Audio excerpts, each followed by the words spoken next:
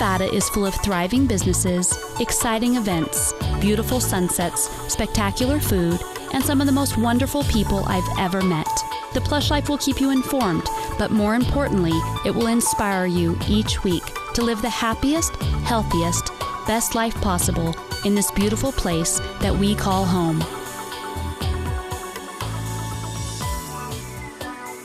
Welcome to the Plush Life, and thank you so much for joining us tonight. I'm really glad you tuned in because we have a very important topic that we're going to be covering this evening. The day to vote is rapidly approaching, and tonight I want to have a serious conversation about what will appear as number 3 on your ballot. Sometimes referred to as the Education Initiative, often referred to as the margin tax. Whatever you want to call it is fine, but it will be number 3 on your ballot. And it will be very important. Let me start off by saying this is not a political show, and it never has been. It probably never will be. However, this show has always been about making this the best community possible, and that's why I felt compelled to cover this topic. I respect everyone's opinion and their right to make their own decisions. And I hope that tonight you'll be able to make a more informed decision because we're bringing forward things that you may not have already heard. I believe wholeheartedly that we in Nevada have a problem with education, and we need to fix that. I am not against education, but I am against the margin tax. I just don't believe it's the right answer to our education problems. I've seen a lot of information on television about this tax, but I've not seen anyone talk directly to business owners from all different industries and hear what they have to say about how this will affect their business and their employees. These are not politicians. These are not lobbyists. These are real people in our community who are willing to share the truth about how their business as well as their employees will suffer if this tax passes. There are, of course, 2 sides to every story, but I ask that you watch tonight's show with an open mind and hear what this side wants to share with you. Again, these are not politicians, but real people in your community. Okay, so let's get started. We're going to kick the night off with Trey from the Chamber of Commerce, and then we'll move to some actual business owners. So Trey, for those people that have never heard about number 3, can you just give us a brief overview of what that looks like? Certainly, and it's hard to be brief when it's 29 pages of this initiative, by the way, but to boil it down, if you're a business that grosses over $1 million, and I can't say that word enough, grosses over $1 million in a calendar year, you would then have some calculations to make. You can then minus out your cost of goods sold, your cost of labor, or you can take off 30%, and then whichever number is lowest, most friendly to you, you then take 2% of that. So it's a gross margin tax. Okay, so the $1 million is basically your revenue, your total sales. Total revenue, everything that's come in your door. Everything that's come in your door. So, and then the part that you get to subtract is an either or, correct? You get to subtract your cost of goods sold or cost of labor or the 30%. Those are your 3 options. Not all of the above. No, that's correct. And then you do get a small modified business tax credit, your payroll tax credit on top of that. But that's the key. Again, it's on your gross margin. It is not a profits tax. It is not an income tax. And so even if someone lost money for the year, let's say you've got a local restaurant in your neighborhood whose total sales are $1 million. $1.01, let's say. Right. And let's say they didn't make any profit at all. They will still owe 2% of whatever that $1 million minus their payroll is. Right, after that deduction. That's absolutely right. And I'm glad you mentioned restaurant because those are probably the hardest hit. You know, you're going to hear a lot about big corporations and large out-of-state corporations. Those guys can afford it. It's a rounding error for those guys. I wouldn't worry about them. Mm-hmm. But your corner deli, your family-owned gas station, your family-owned dairy farm, they will be very negatively impacted by this. So let's just take an example, and just because it's easy for me because I look at my own business and I sell products, I sell office supplies. So I sell a high volume at a low margin because I have to buy these office supplies from somebody, right? So there's only this much between what I bought them for and what I sell them for. So let's just assume my sales are $1 million for the year, which is not really a lot. Let's assume my margin is 30%. Some people have a 20% margin, some 10, some 40, but let's assume it's 30. That's $300,000 that I have in gross profit. That's right. Okay, right? Because $700,000 is my cost of goods. So that's $300,000. Now out of that $300,000, I have to pay for my delivery vehicles, I have to pay my payroll, I have to pay my health insurance for my employees, I have to pay my corporate taxes, my unemployment taxes, my lease on my building, all of my expenses before I've even paid myself. And now I have to pay 2% on that $300,000, which for me personally, I've done the math on my own business, equates to between 20 and 25% of my total gross margin. Right. So 2% now just became 20 to 25%. That's huge. I mean, and different businesses are going to be different things. We found trucking companies that could be 75% of their corporate gross income tax, profit. right? On average, this is going to equal about a 15% corporate income tax, which is, by the way, double what California's rate is right now. So can you imagine we would actually become less business friendly than California? In fact, we would become one of the top 4 or 5 highest taxed states in the nation. So let's talk about that. I mean, the chamber has close to 2,000 members, That's right. most all business owners. Yeah.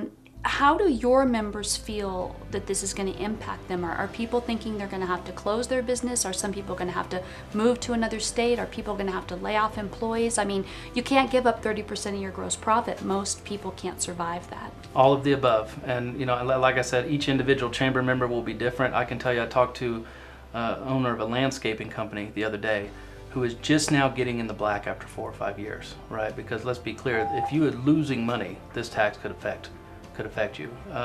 And so he said that if this tax had been in effect in the last 4 or 5 years, he wouldn't be here today. And so that's how key this is. And remember, it's not $1 million exemption. Once you make that $1,001, that tax applies to that whole amount, Back not to just penny that, one. not just that $1. Right. And let's be clear. I know to a lot of voters, $1 million sounds like a lot of money. They're thinking, boy, millionaires can pay more taxes, right? A person that sells $1 million in product is not a millionaire. That's right. That's exactly right. And so we are not talking profit. And let's say you're a company that doesn't gross $1 million, and you're thinking, well, this isn't going to affect me at all. I would argue if you're located up the street from a company that has to directly pay this tax, and they lay off employees, and those employees aren't walking through your door anymore, I would argue that you're affected by the margin tax. If you are buying groceries in Nevada, if you pay utility bills, and if you pay healthcare costs, this affects the healthcare industry in a huge way. If you pay any of those costs, you're going to be directly affected by the margin tax. Everyone in Nevada will be affected by this. Well, I agree with you, because even if I just, again, look at my own business model, because I feel like I'm a good example of a small business. And to me, you know, grossing $1 million is still small because our margins are small. Right. But, you know, we use professional services. We use a bookkeeping service here that's locally owned. We use a web designer that's locally owned. We use an accountant that's local. So if we can't afford to continue those services, then even though those people weren't doing $1 million, they've lost me as a customer. So they're going to be indirectly affected by that one way or another. Well, absolutely. And you can paint that picture further where you're going to be paying the tax, and let's say those service providers are paying it, that they gross over $1 million, that's going to go to your bill. And so now you're paying the margin tax and higher bills for all of these services. That's very Absolutely. true. Okay, so now that we've clarified how businesses can be affected by this, and we're not talking about Walmarts who are doing billions of dollars, Right, but let's absolutely. talk about the education initiative. Sure. And how this could potentially affect education in Nevada or not. Well, let's be clear. The word education appears, I think, exactly once in the title. The word tax appears something like 30, 40 times. Okay. Here's the truth. The new money raised from this, which is close to $1 billion, by the way, we're guesstimating about $800 million per year.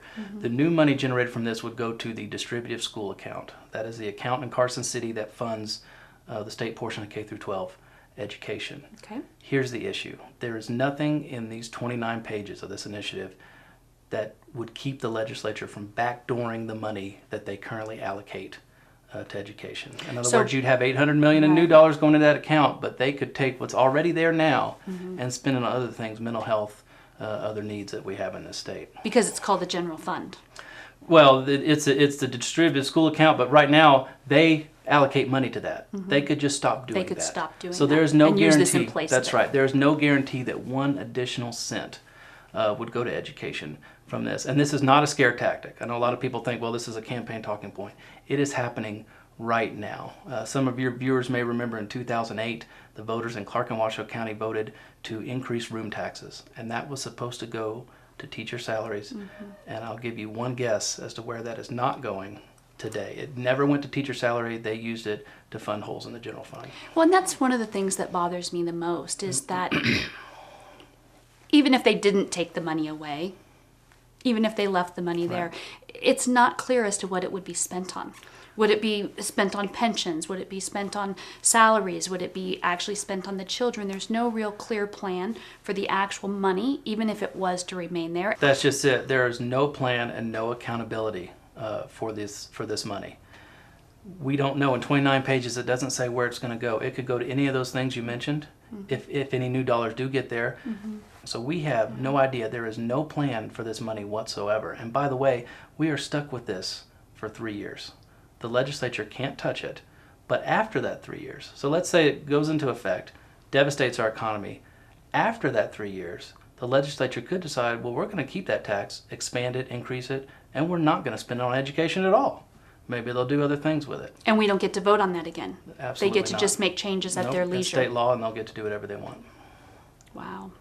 So I do want to just make really clear that you do represent, like I said, close to 2,000 businesses, but you're not a politician. No. And you're not on a campaign, and you're No. not looking for votes. This is your true voice for the business owners in our community. That's right. I'm not getting any extra money.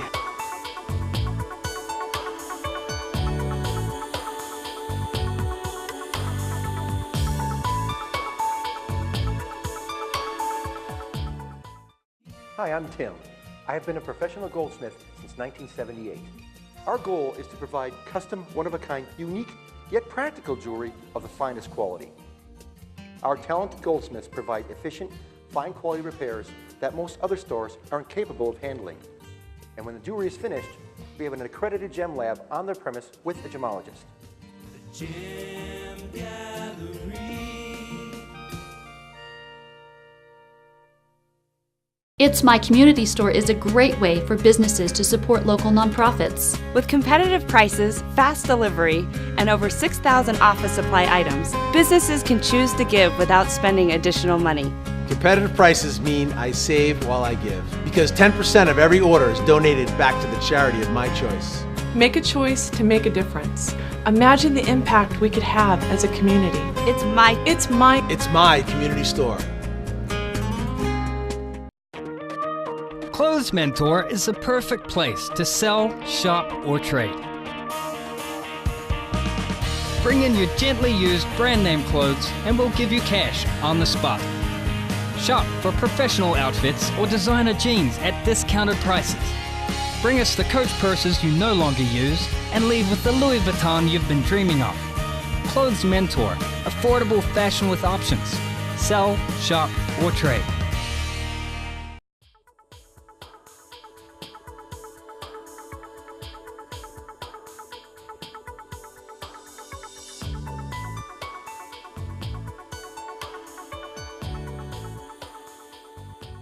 The Chamber represents a lot of businesses, but now let's hear from an actual business owner. Now, Joe, Kimmy Candy is just a fun business and probably one of the most beloved businesses here in the Northern Nevada area.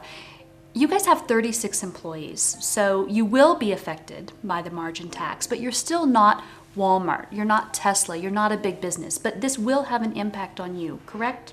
It'll have a huge impact on me, and I think it'll have a bigger impact on my employees because it affects my employees are the people that are really going to get hurt by this tax because it takes the money right off the top, and it's a trickle-down effect. Unfortunately, when we're not a big company, we work on small profits and stuff, and so what ends up happening is that you won't hire as many people. Maybe you don't give somebody a bonus this year because all of a sudden your bonus fund is all of a sudden gone. And we moved here from offshore. We moved from California, moved my factory on from offshore because we had, tax situation here that was good for business, but it allowed me to grow because the first 5 years I was here, I didn't make any money. Could you imagine if I'd came here with a margins tax and I had to pay money I didn't make to the government? I'd be, all of a sudden I'd have to be borrowing money to pay a tax that, would put me out of business. Or So you'd have to close your doors. But here's the important question.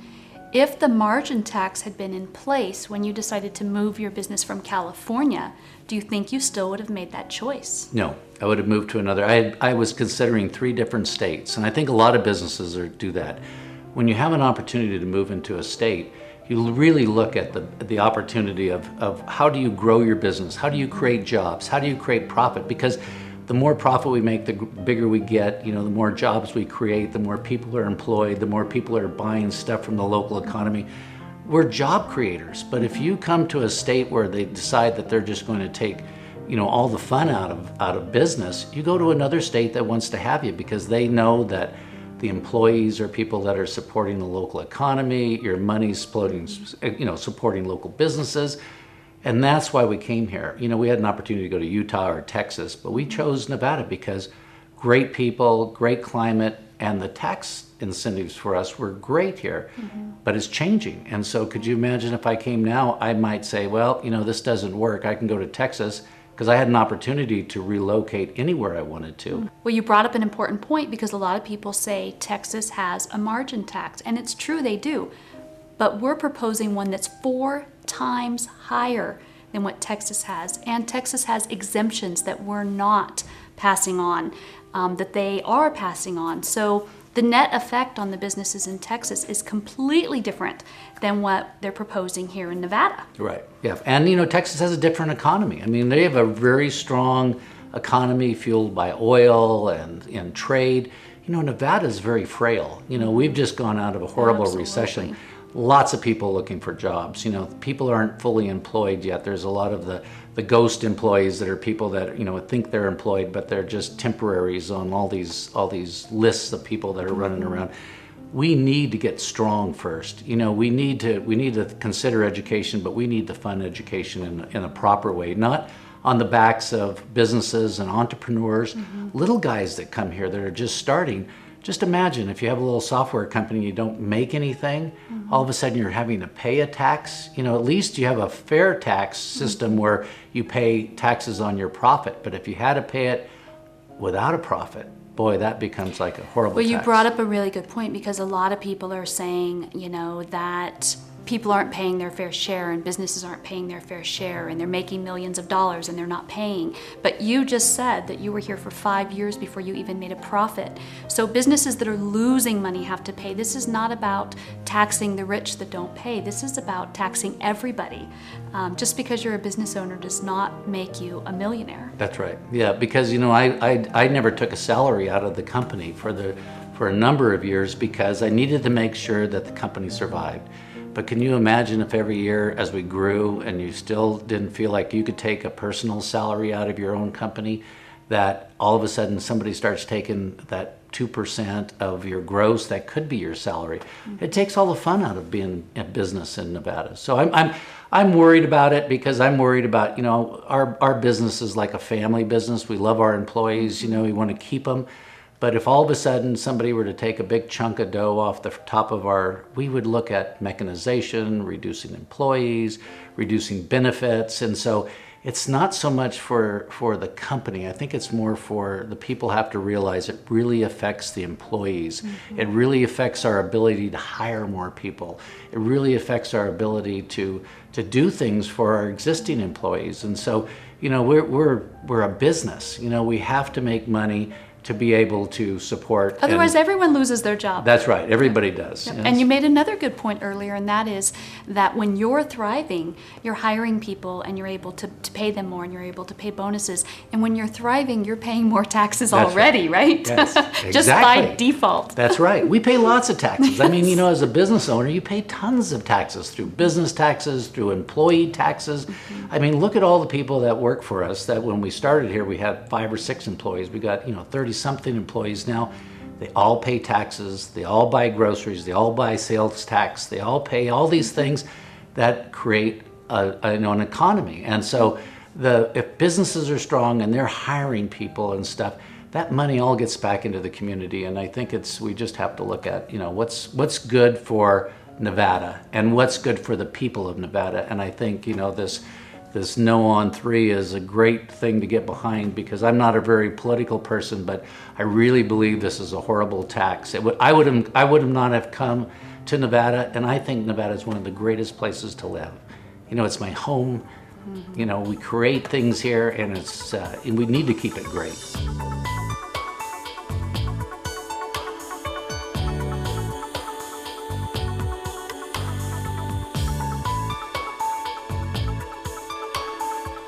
Imagine your future with pain-free treatment technology, advanced and accelerated healing. Imagine combining these non-surgical therapies to eliminate severe back, neck, and joint pain. ProSpinal is the first to offer spinal decompression and Class 4 deep tissue laser therapy as combined or standalone treatments. Call now 336-3472 to begin your journey to a pain-free and active life. Clothes Mentor is the perfect place to sell, shop, or trade. Bring in your gently used brand name clothes and we'll give you cash on the spot. Shop for professional outfits or designer jeans at discounted prices. Bring us the Coach purses you no longer use and leave with the Louis Vuitton you've been dreaming of. Clothes Mentor, affordable fashion with options. Sell, shop, or trade. Experience amazing high-tech care at Adlington Eye Center and Eyeglass Gallery. Experience the finest collection of eyewear from around the world at Adlington Eye Center and Eyeglass Gallery. Experience Chanel, Oliver Peoples, Tom Ford, Alain Mickley, Cartier, and more. Experience the caring and compassion of the husband and wife doctor team of Travis and Cheryl Adlington and the professional staff at Adlington Eye Center and Eyeglass Gallery.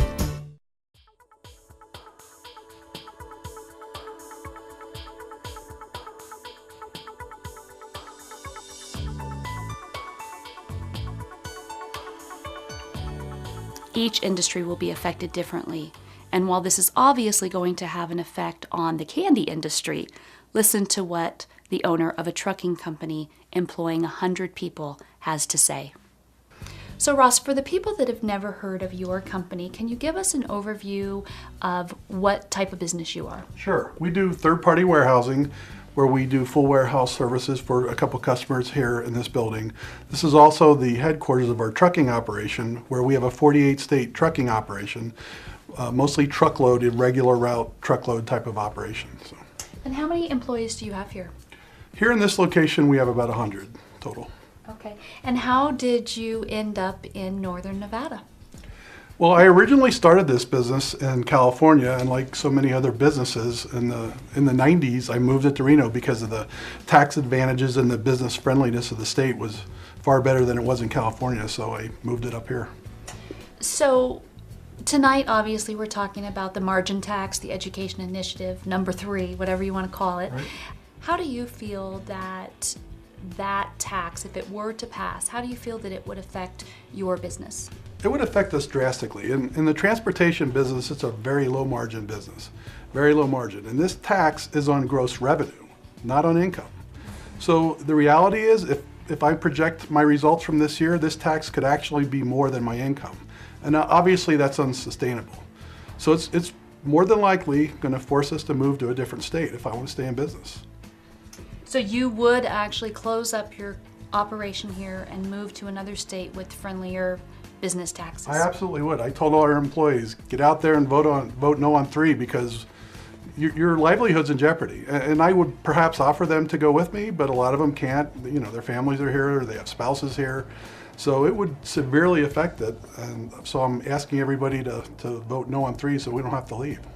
And that's, you know, that's a good point, because there's not enough business owners to vote no, because we know what it's going to do to our businesses, and if the employees don't understand what it's going to do to their potential salary, their benefits, their bonuses, and possibly their whole job, like you said, then we'll have a hard time defeating the tax. So let me ask you this question.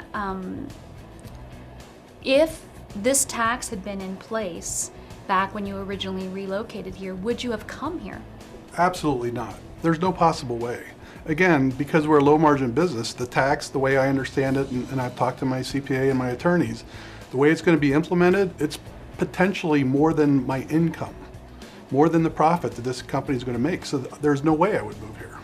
So one of the big misconceptions is that 2% is just a really small amount, and 2% is just 2%, and how come business owners can't afford to pay 2%? You know, education's important.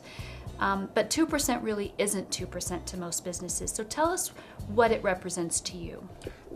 It represents a very large number. I think most people, when they think of 2%, think of it in terms of income tax, and relative to your income tax burden, which may be 20 or 25% depending on your circumstances. But this is 2% of gross revenue, not of income. So it turns out to be a very large number. And when you do multiple millions of dollars in revenue, and that it taxes on that gross revenue, it turns into a very large number that, and again, in my case, is more than likely going to be bigger than the income we make. So you would actually be losing money after you paid your 2%. My projections for this year, the tax would be higher than the net income of the company, which is absolutely unsustainable. It is absolutely unsustainable, that's true. So I know that as a business owner, you probably talk to a lot of other business owners in the community. You probably talk to other people in your industry. Do you feel that there's a consensus from other people that they might also be leaving, and that potentially thousands of jobs might be lost to our community if this were to pass? I think it really depends on the circumstances. I'm like in the trucking industry, I know the Nevada Trucking Association is trying to take a leadership position on this issue. The very low margin businesses that can move, I think will move. I truly do. But the other people that are kind of stuck here or can't move, it's going to hurt them. It's going to cut out bonuses for their employees. It's going to cut out maybe health benefits for their employees. It has to come from somewhere. So if you could say something to the people of Nevada, what would you say to them right now? I would say, please tell all your friends and family, get out there and vote. I don't care if you vote Republican, Democrat, how you vote, but please vote no on 3. It's going to hurt Nevada businesses, and we need you to get out there and vote. Since my office supply company is a business-to-business company, I've had the opportunity to speak with hundreds of businesses and their owners on this topic, and I've heard many similar stories. I know that this is a very controversial subject, and I know sharing my view publicly may not be all that popular. All I can do is hope that I gave you some information to ponder. I think it's important to hear from the people, not just the lobbyists, or those paid to run a campaign. I'm hopeful that you'll appreciate that opportunity. I believe our business owners deserve better than this. Our education system deserves better than this. And those living in this community deserve better than this. I certainly respect everyone's opinion on the issue, and I'm sure you respect mine as well. On November the 4th, I will show up and exercise my right to vote, and I hope that each one of you will do the same. Thank you so much for joining us tonight. Have a wonderful weekend, and I look forward to sharing another great show with you next week.